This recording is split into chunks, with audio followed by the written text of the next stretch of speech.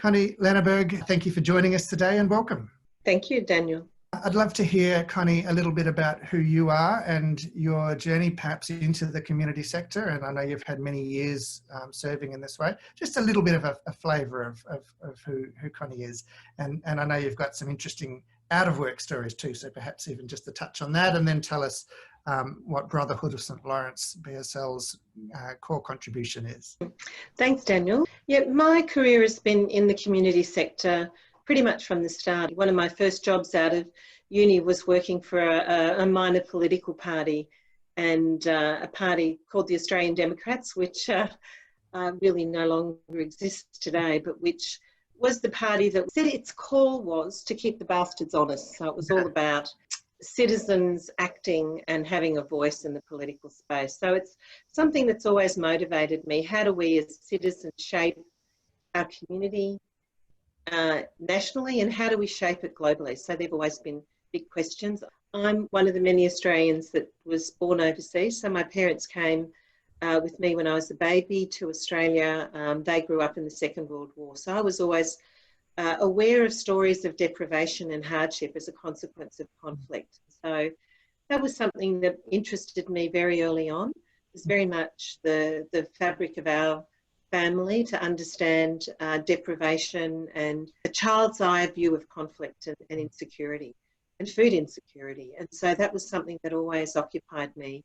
The choices I made in my study were to understand what is it that shapes community. So politics was my natural place to study, and to look at how do people make choices about how we live together as a community, the kinds of rules that we create for ourselves as a community, and how we strike the balance between collective good and individual freedom and human rights. You know, and it always struck me that how can it be that if you're born in one place, you have much greater rights than if you were born in another?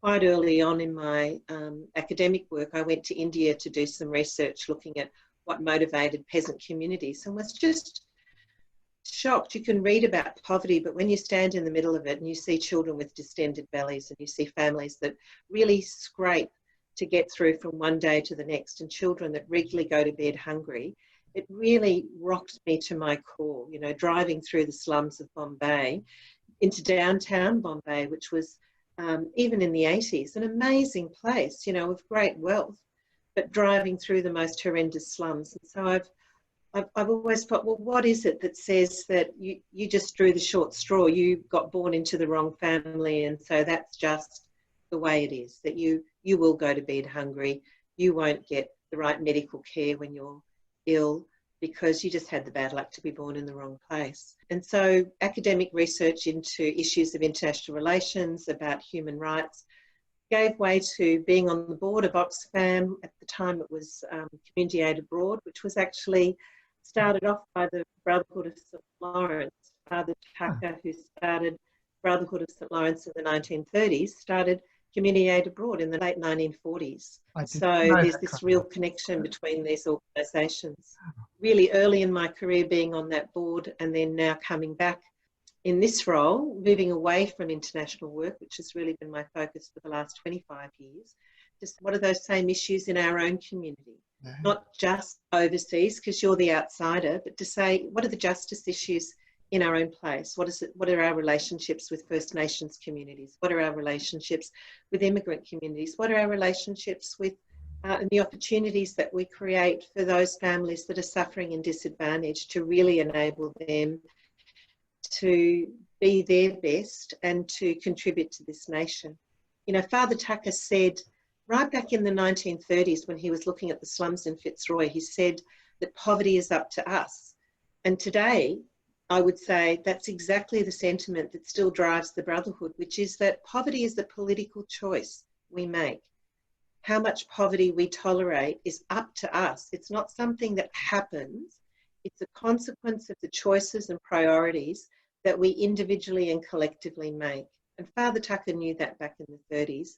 And sadly, it's as important today. We are still making choices which have massive impact both in our own community and overseas in terms of how much poverty and deprivation others suffer, and conversely, how much opportunity and prosperity can others contribute to. That's a fascinating and really precise and sharp insight of Father Tucker's. It kind of draws your breath, or it takes your breath away, doesn't it? Yeah. Yeah. Yeah, he was really a visionary in extraordinary terms. You know, he was known as somebody who wasn't a great orator, but if you look at so many of the leaders in this country, he's someone whose vision continues to inspire us and has inspired people for 90 years to take action. And he was part of the movement that gave birth to a government recognising its role in providing social housing, its role in regulating tenancies and establishing base standards.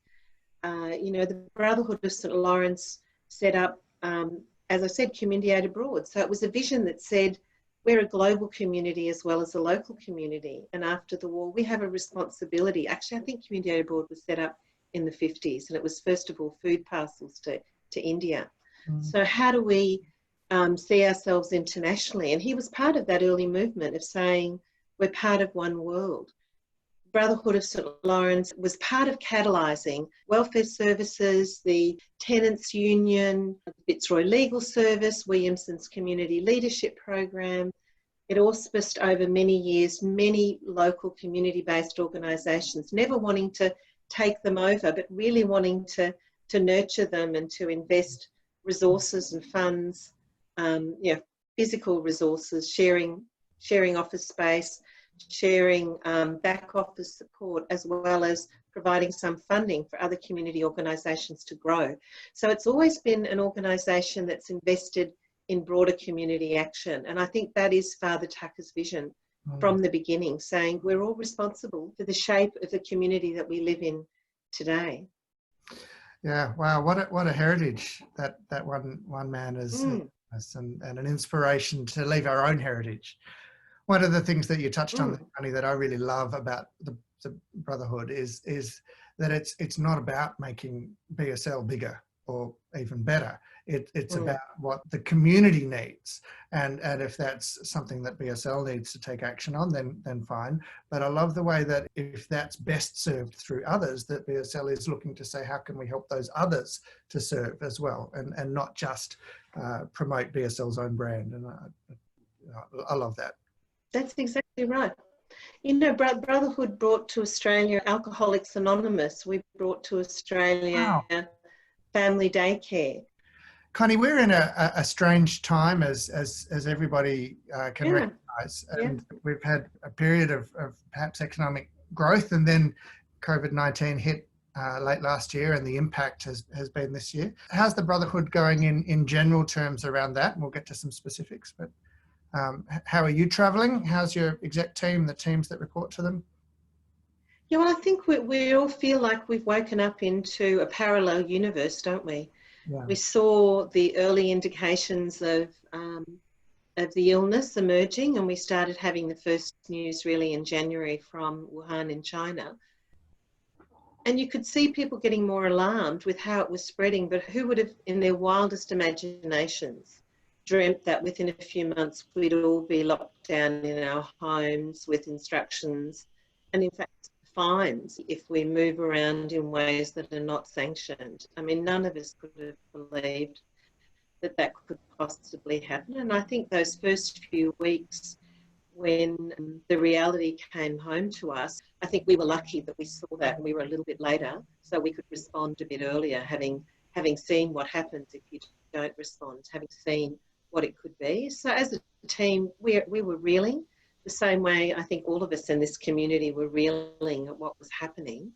We've since then found our feet and said, this is the reality, so let's figure out how we respond in that reality. We've been very fortunate to see that governments, both state and federal, have responded really very generously in looking at what the impact is for those that are most disadvantaged. So it's been extraordinary. We've been campaigning for years about New Start being wholly inadequate, being a barrier to employment. We've had bankers and economists and ordinary citizens and human rights lawyers and everybody say, this is unfair, it's a barrier, it's cruel, it's impossible, deaf ears. And suddenly, like the Berlin Wall, this came and it fell down. You know, we doubled New Start. We made childcare free.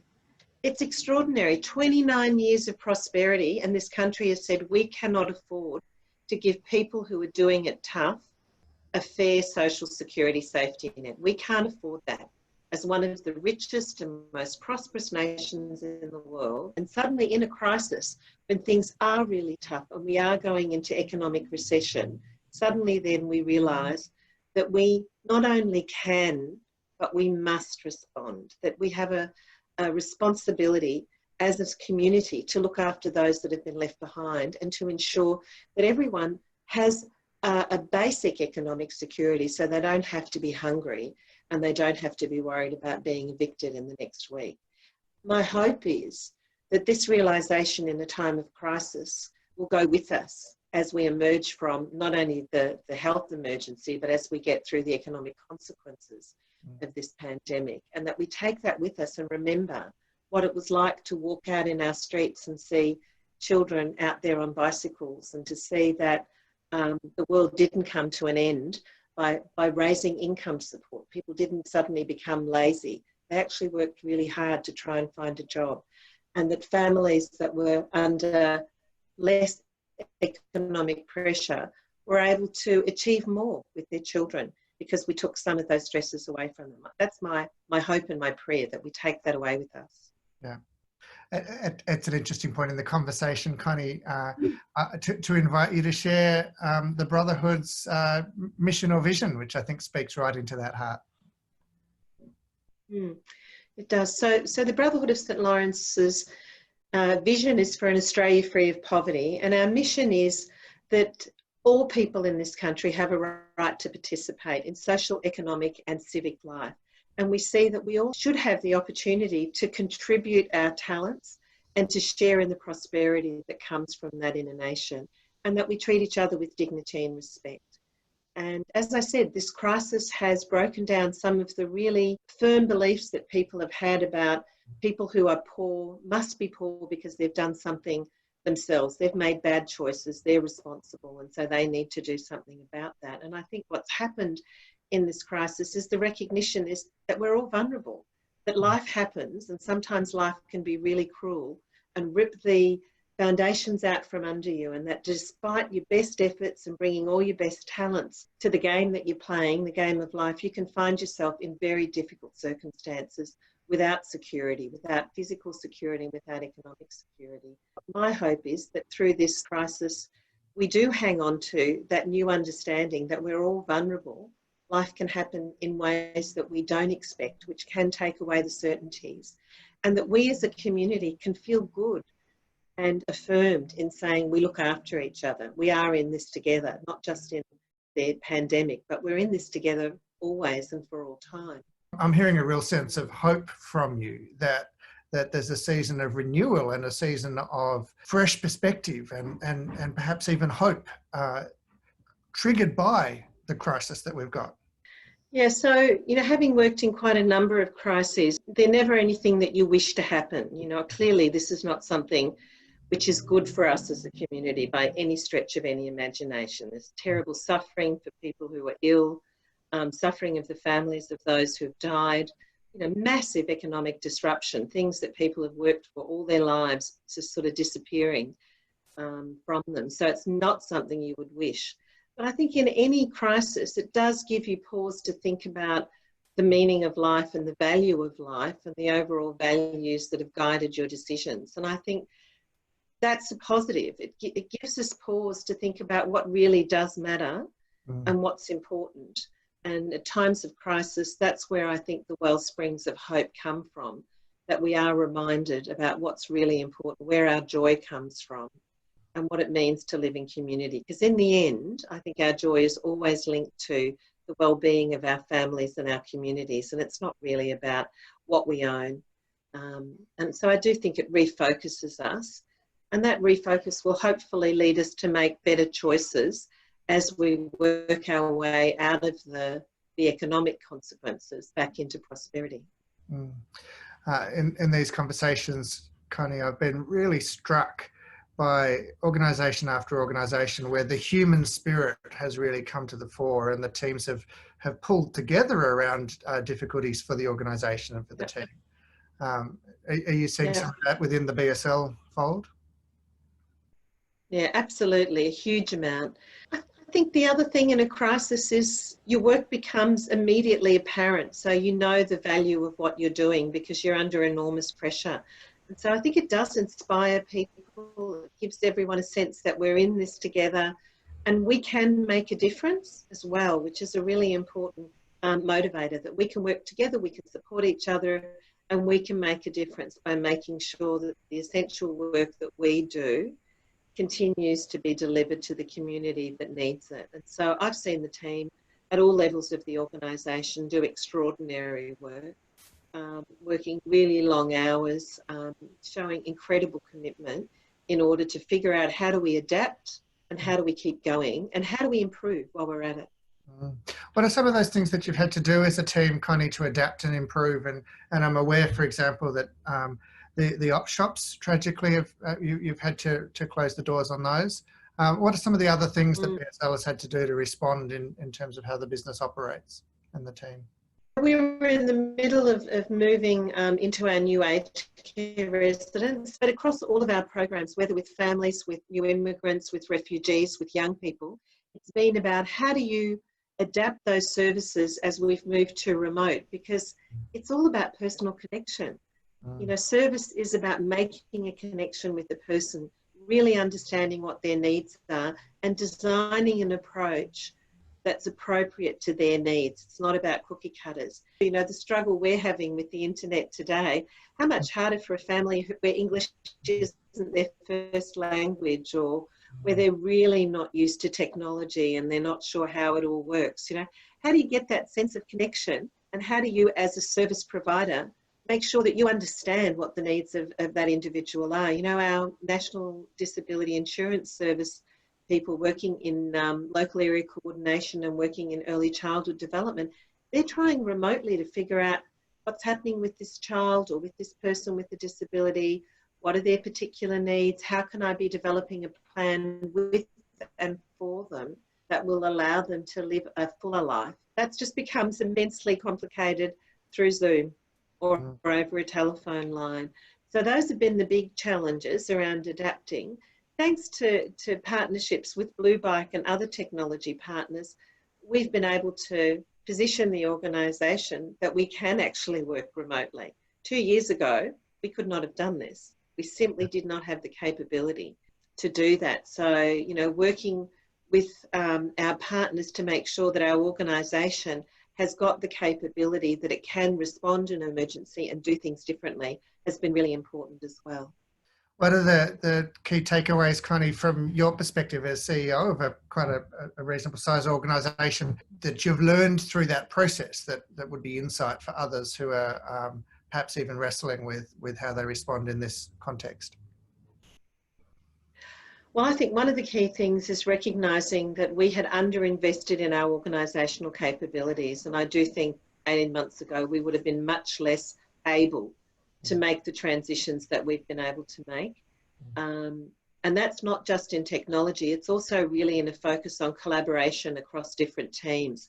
It's much harder to build a culture of collaboration if you're doing that remotely. So the investments that we've made the last few years as part of a project we call Getting Fit for Purpose, which has been strengthening the internal organisation, making sure we're really clear about our strategy. All of that is standing us in very good stead as we're now going through this crisis. There are significant financial implications for the organisation. You have guaranteed tied funding through government services, but we fund our organisation and our innovation on the basis of the discretionary income we get, the investment income, the fee for service, the community support that we get, the philanthropic funds, and that's been really massively impacted. So being able to really understand what are the things that really make the organisation unique, thinking through how do we sustain that in times of financial challenges has been a really big learning for us, and really focusing in more on that. BSL has had a rapid growth over the last, I suppose, 5 years, maybe 6 or so, and has got a lot of strength. Conny, what would be your views across the sector where perhaps it's a fair percentage of organisations that that fail to return break even or a surplus, and the sustainability has been a challenge. And then you bring that context into a crisis like this. What do you see in that space as our best response across the sector for organisations that are really wrestling with this? I think this is a time of enormous disruption for community organisations, whether we're charities or social justice organisations. I like to think of us as a social justice organisation. And there's massive changes that have happened and we have to adapt to them. This will provide impetus to us to think them through more fully. The way in which people are giving is changing. I've seen that while we've had this prosperity, we've also said we can't afford to give income support. And we've grown a whole lot of charities that are providing food security to people.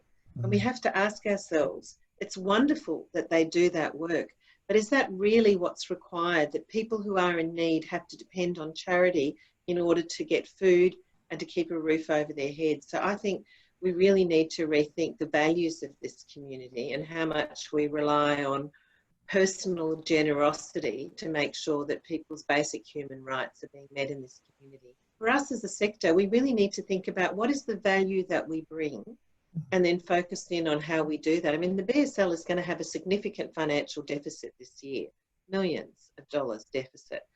And we're lucky because we do have a good financial foundation because of the investments of previous years and the generosity of previous generations.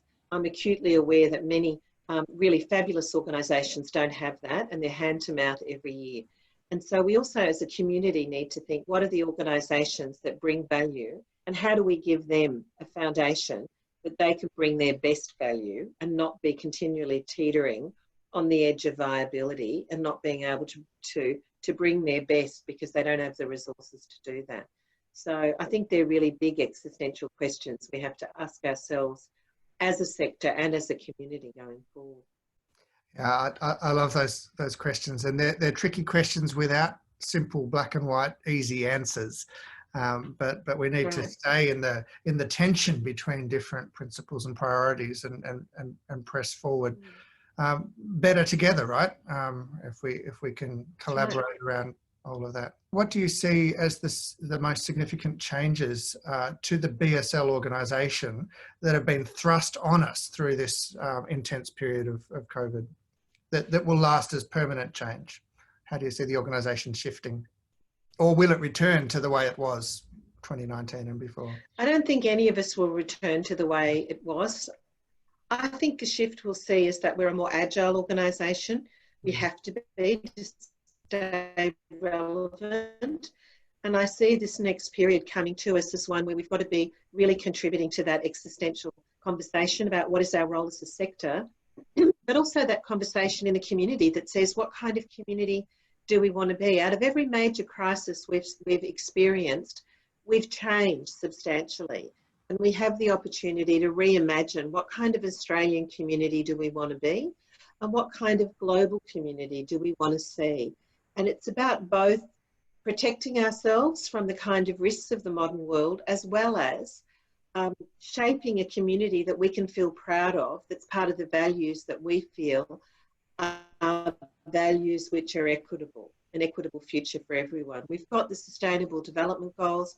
We signed on to those. I hope that we will see in this next period a greater commitment to bringing those goals to realisation. We have till 2030, and I want to see the BSL being more agile, focusing in on those goals being global and local, and seeing how do we bring a community along in an understanding that those aspirations are something worth working for, and it'll give us protection as well as joy in the future. I'm glad that the internet was working then, Conny, because that's a powerful statement and an inspiring rally cry. So thank you. What we've seen in the pandemic is probably the best and the worst of human spirit, right? And yes.